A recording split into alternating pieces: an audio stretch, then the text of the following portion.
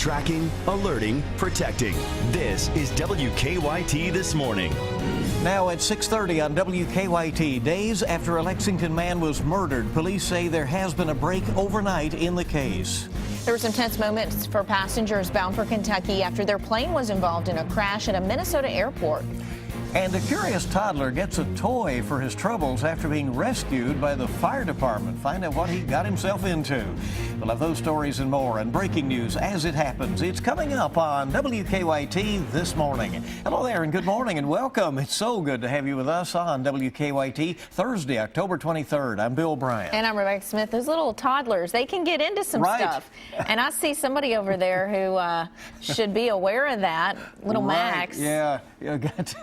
Micah has to kind of keep a close watch on your little boy. He's running now, right? He's running. Yeah, he runs from us all the time now.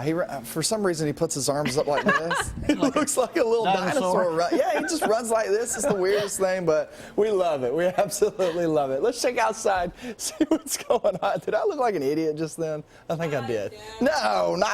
Are you kidding me? First Alert Defender Live Radar. There is your shot outside. We have some clouds overhead. Those always act as a blanket, which keeps us warmer, and so no 30s outside. It actually feels kind of decent. It's still kind of cool, don't get me wrong, but it's not the 30s.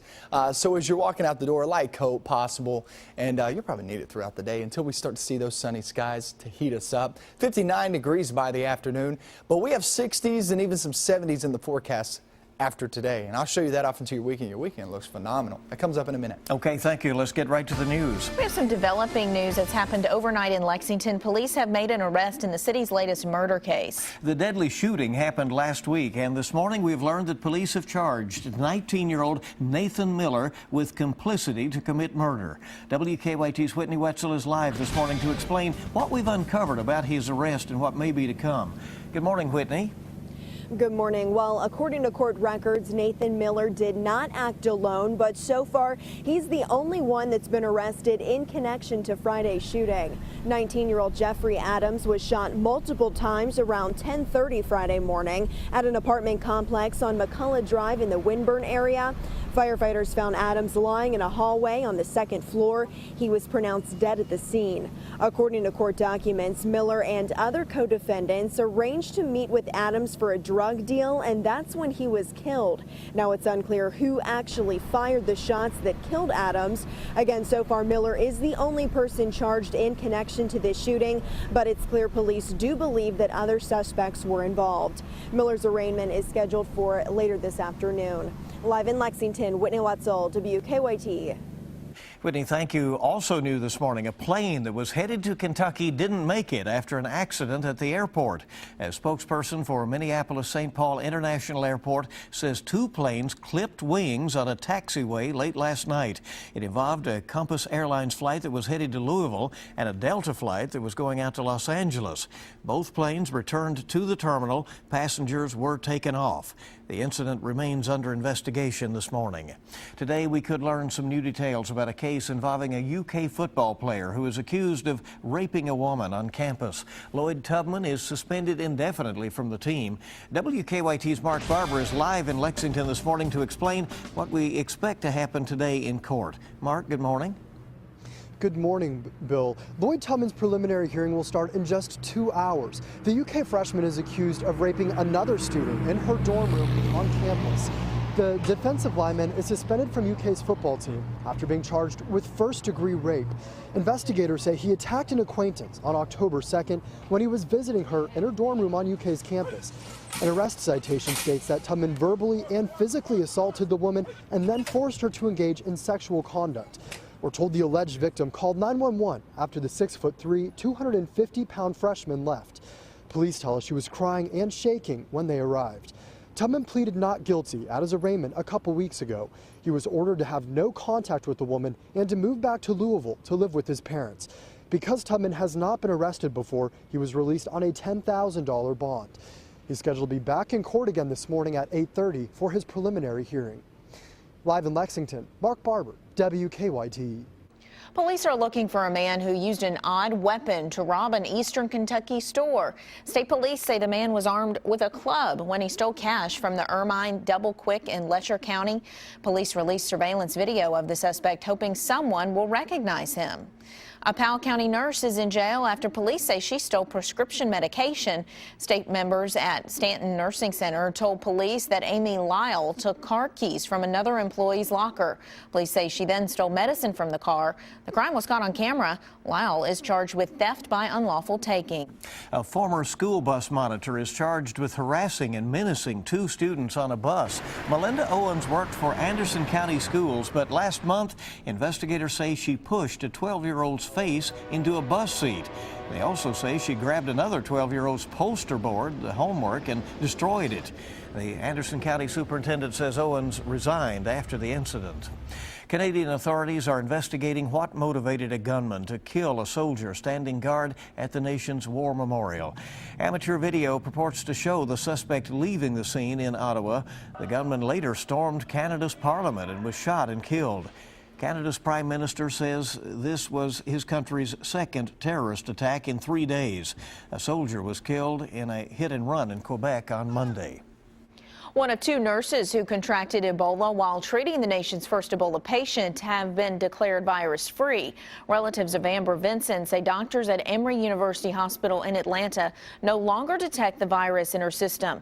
A cameraman was also declared virus-free yesterday and discharged from the Nebraska Medical Center. The CDC will now monitor all passengers coming to the U.S. from 3 Ebola-stricken nations in West Africa for 3 weeks. The White House is dealing with another attempted intruder. Fox News cameras captured the suspect trying to fight off Secret Service dogs that helped take him down. The Secret Service says 23-year-old Maryland, a resident from Maryland, jumped the fence yesterday but barely made it onto the lawn before he was arrested. It's now 6:36 on WKYT this morning. The University of North Carolina has fired some employees after an investigation into an academic fraud scandal. The university says it has either fired or disciplined 9 employees. A U.S. Justice Department investigation found more than 3,100 students, nearly half of them athletes, enrolled in classes that they did not have to show up for. The investigation also claims the students received artificially inflated grades for research papers. Today we'll get a look at what the new Shriners Hospital for Children will look like in Lexington. 2 years ago, Shriners announced it will be moving from its location on Richmond Road to the UK campus. It follows an agreement between Shriners and UK Healthcare. Today, Shriners Hospital will launch the public phase of the project and will show off renderings of the new facility. Construction is set to begin next year. Happening today, a group working to draw new boundaries for Fayette County schools will meet. The meeting was supposed to happen earlier this month, but had to be rescheduled. With 2 new elementary schools and a new high school slated to open in 2016, a 30-person committee is working on a redistricting plan. It's expected to be submitted early next year. Today's meeting is at 4 o'clock at Paul Lawrence Dunbar High School in the library there. A curious toddler ended up in a tough spot. Yeah, you could say that. This was just outside of Knoxville. At 18 months old, Colin Lambert went to the laundromat with his grandmother. She says she looked away for just a moment, and when she turned back around, the adventurous little boy was inside a nearby toy vending machine. I got a text message. I looked down, flicked it, and I didn't hear the bang. And with Colin, if you don't hear it fast, or you don't see him for another 10 seconds, you look. And all I could see was his feet, because he had already crawled in. I grabbed his feet and tried to pull him back out, and he kicked my hand, and he got in.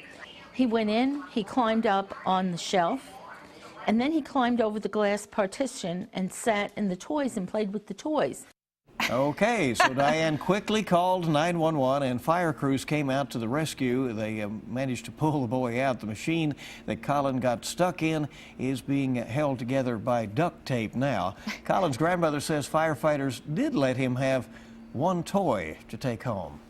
So All right, these things happen. Yes, you cannot turn your back for 1 second. There was a situation like that in Lexington just a few years ago. A little girl was in a similar circumstance. Yeah, 6:39 this morning. Saturday is going to be a big day in the Bluegrass. The Kentucky Wildcats football team plays on CBS as they take on #1 ranked Mississippi State. It also is the final day of Keeneland's fall meet. The track will hold up a daily double tailgate watch party on the hill. Tailgaters will be able to watch both live racing and the UK football game on big screen TV. It's going to be a good time out there and some good weather to boot. Oh, it looks really good. And then just to the south in Richmond, EKU celebrating homecoming. So a lot going on this weekend to get out and enjoy. Coming up on 6:40 on WKYT this morning. We're checking out traffic now. And let's go to Officer Don with a check on live drive traffic. Good morning, Don. Good morning. You're talking about the kid getting stuck in the machine. Deanne gets her head caught in the vending machine all the time. Every time they add the strawberry Pop-Tarts, the one with the frosting, she loses it. So we have to get her out. I thought I saw her wearing a vending machine around one day. It may be an excuse to call the firefighters. I don't know, but it happens every once in a while. You guys are so mean.